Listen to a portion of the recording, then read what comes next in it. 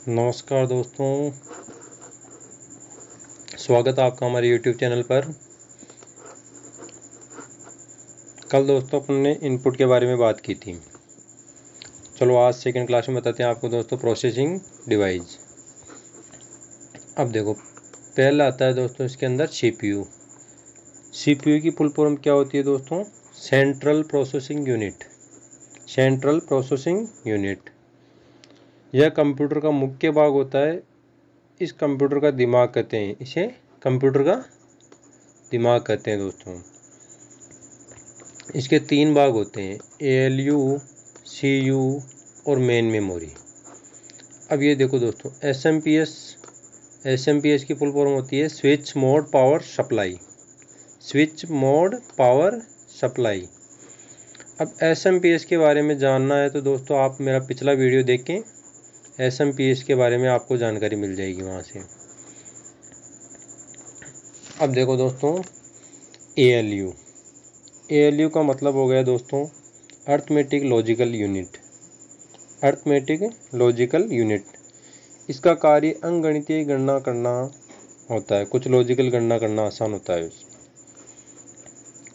और AU का कार्य जोड़ गुणा भाग घटाव अंकगणितीय गणना करना होता है, तथा LU का कार्य तुलना करना।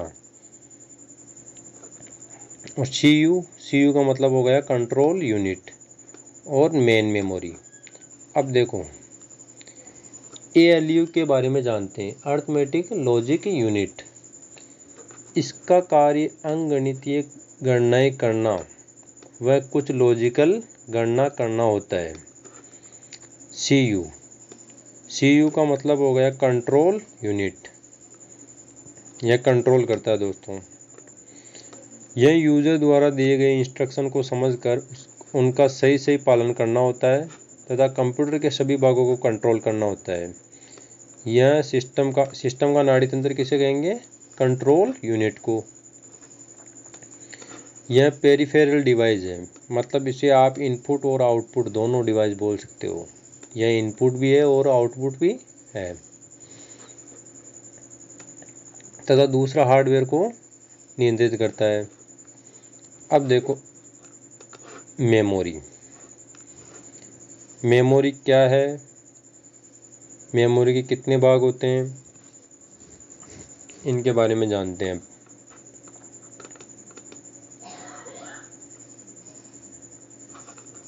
मेमोरी कंप्यूटर का वह भाग है जो डेटा को अस्थायी या स्थायी में संग्रहित करता है।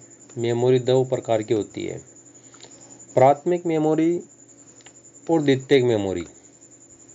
प्राइमरी और सेकेंडरी। प्राथमिक मेमोरी, आंतरिक मेमोरी बोल सकते हो इसको। यह मेमोरी जो सीधे प्रोसेसर से जुड़ती है। यह 2 प्रकार की होती है। प्राथमिक मेमोरी 2 प्रकार की होती है, अस्थायी वोलेटाइल और स्थायी नॉन वोलेटाइल। अब देखो अस्थायी मेमोरी कौन सी है? वोलेटाइल वह मेमोरी जो सिस्टम बंद होने पर हमारी सामग्री को नुकसान पहुंचाती है। मतलब दोस्तों इसका मतलब हो गया, जैसे कि अपने कंप्यूटर में कोई काम कर रहे हैं और अचानक से लाइट चली गई, विद्युत की आपूर्ति बंद हो गई, तो अपना वो फाइल डायरेक्ट वहाँ से हट जाएगी। अब ये देखो, इसका एग्जाम्पल हो गया रैम का पूरा नाम होता है random access memory. Random access memory यह एक प्राइमरी मेमोरी है। कौन सी मेमोरी है? Primary memory.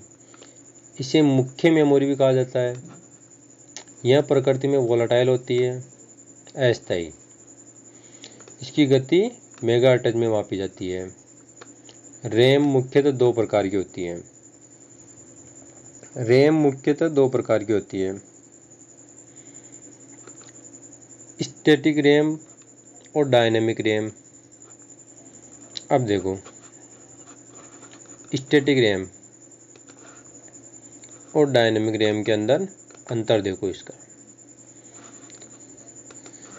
स्टैटिक रैम और डायनेमिक रैम। इसको रिफ्रेश करने की आवश्यकता होती है। स्टैटिक रैम को रिफ्रेश करने की आवश्यकता होती है और डायनेमिक रैम को रिफ्रेश करने की आवश्यकता नहीं होती है। सॉरी दोस्तों, स्टैटिक रैम को रिफ्रेश करने की आवश्यकता नहीं होती है और डायनेमिक रैम को रिफ्रेश करने की आवश्यकता होती है। यह ट्रांजिस्टर का उपयोग करती है। यह ट्रांजिस्टर और संधारित्र का उपयोग करती है। यह स्टैटिक रूप में होती है और यह डायनेमिक रूप में होती है। इसका एग्जाम्पल हो गया कैश मेमोरी और स्टैटिक रैम, और इसका एग्जाम्पल हो गया D RAM, direct RAM boss. अब देखो रैम के दूसरे प्रकार देखते हैं।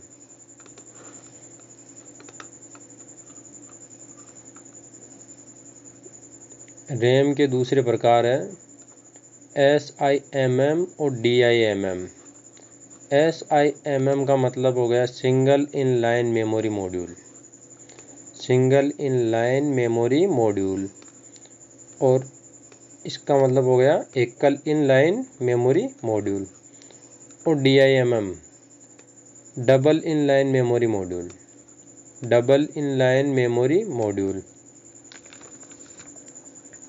अब देखो रैम में डाटा का क्रमानुसार न पढ़कर सीधे ही प्राप्त किया जाता है। यहाँ पर डेटा और इंफॉर्मेशन को अस्थायी रखा जाता है।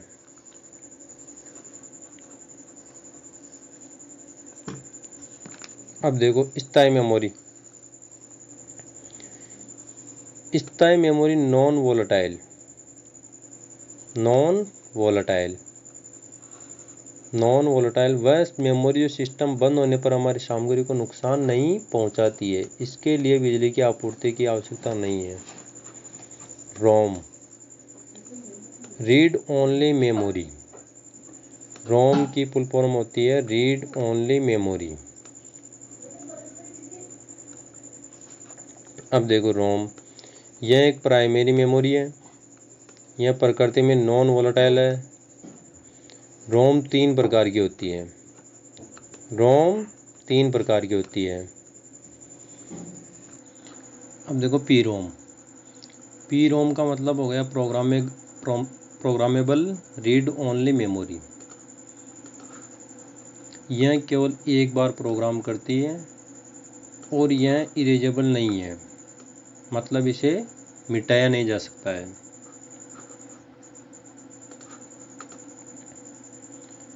अब सेकंड हो गए दोस्तों EPROM, erasable programmable read only memory. इसे अल्ट्रावायलेट प्रकाश में उजागर करके मिटाया जा सकता है, मतलब पराबैंगनी किरणों की मदद से पुराने प्रोग्राम को हटाकर नया प्रोग्राम लिखा जा सकता है इसमें। डबल ईपी रोम, इसका मतलब हो गया electrically erasable and programmable read only memory. इसे रीप्रोग्राम किया जा सकता है, इसे रीप्रोग्राम किया जा सकता है, इसे प्रोग्राम किया जाता है और विद्युत रूप से मिटाया जाता है। एग्जाम्पल हो गया इसका flash memory, pen drive, SD card, ये इनके प्रकार हैं। अब देखो दोस्तों एक प्रकार की मेमोरी और अपने पास वर्चुअल मेमोरी। वर्चुअल मेमोरी को ब्रह्म मेमोरी को वर्चुअल मेमोरी कहते हैं। अब इसका नाम ही इस प्रकार से दोस्तों कि ब्रह्म मतलब अपने को भ्रमित कर रही है मेमोरी। वैसे तो कोई इम्पोर्टेंट नहीं है ये मेमोरी। ब्रह्म मेमोरी को वर्चुअल मेमोरी कहते हैं। अब देखो सेकंड ऑप्शन आता है अपने पास द्वितीय मेमोरी। प्राथमिक मेमोरी हो गई। प्राथमिक मेमोरी कितने प्रकार की होती है? 2 प्रकार की, स्थायी और अस्थायी, वोलेटाइल और नॉन वोलेटाइल। अब देखो द्वितीयक मेमोरी, वह मेमोरी जो अप्रत्यक्ष रूप से प्रोसेसर से जुड़ती है, अप्रत्यक्ष रूप से, जैसे कि CD, DVD, BRD, HVD, pen drive और SD कार्ड। अब देखो ऑप्टिकल डिस्क के अंदर आ गई अपने पास CD रोम। CD का मतलब हो गया कॉम्पैक्ट डिस्क। रोम ये हो गई अपनी, इसकी क्षमता होती है दोस्तों, इसका स्टोरेज CD रोम का 700 MB होता है। इसकी स्टोरेज क्षमता 700 MB होती है। अब देखो DVD का पूरा नाम digital video disc. Digital video disc, इसकी स्टोरेज क्षमता 4.7 GB होती है दोस्तों, 4.7 GB। अब BRD देखो दो, BRD ब्लू रे डिस्क, इसका पूरा नाम हो गया ब्लू रे डिस्क। इसकी स्टोरेज क्षमता 50 से 500 GB होती है। और HVD होलोग्राफिकल वर्टेबल डिस्क, इसकी क्षमता होती है 6 TB। अब देखो CD रोम, इसे चेंज नहीं कर सकते हैं। और CD WORM, write once read memory. CDRW rewritable. अब देखो measurement unit number of system, इनके बारे में जानते हैं।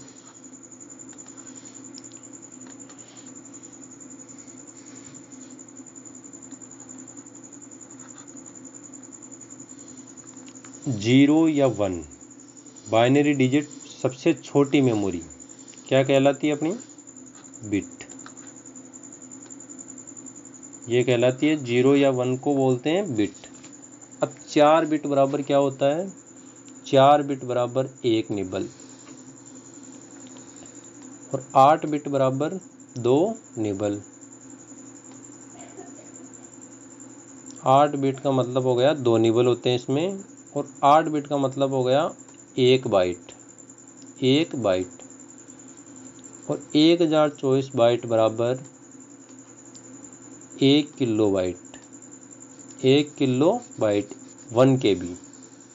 1 KB 1024 बाइट। और 1024 KB बराबर 1 MB मेगा बाइट। और 1024 MB बराबर 1 GB गीगा बाइट। अब देखो 1024 GB बराबर 1 TB 1 टेराबाइट। 1024 TB बराबर 1 PB पेटाबाइट। और 1024 PB बराबर 1 EB एक्साबाइट। 1024 EB बराबर 1 ZB जीटाबाइट। 1024 ZB बराबर 1 YB yottabyte. 1024 YB 1 BB ब्रुंटोबाइट। 1024 BB बराबर 1 जियोबाइट। सबसे बड़ी मेमोरी याद रखना दोस्तों, सबसे बड़ी मेमोरी कौन सी होती है? जियोबाइट। और सबसे छोटी मेमोरी कौन सी होती है? सबसे छोटी मेमोरी होती है बिट। बिट सबसे छोटी और सबसे बड़ी जियोबाइट। अब देखो दोस्तों, ये तो हो गई अपनी इनपुट और प्रोसेसिंग डिवाइस के बारे में जानकारी। अब आपको अगली क्लास में बताएंगे हार्ड डिस्क के बारे में जानकारी। हार्ड डिस्क ये दोस्तों नेक्स्ट क्लास के अंदर बताएंगे आपको। आज के लिए इतना ही काफ़ी है दोस्तों। ओके, धन्यवाद दोस्तों। और वीडियो अच्छी लगी हो तो दोस्तों वीडियो को लाइक, शेयर और सब्सक्राइब कर देना दोस्तों।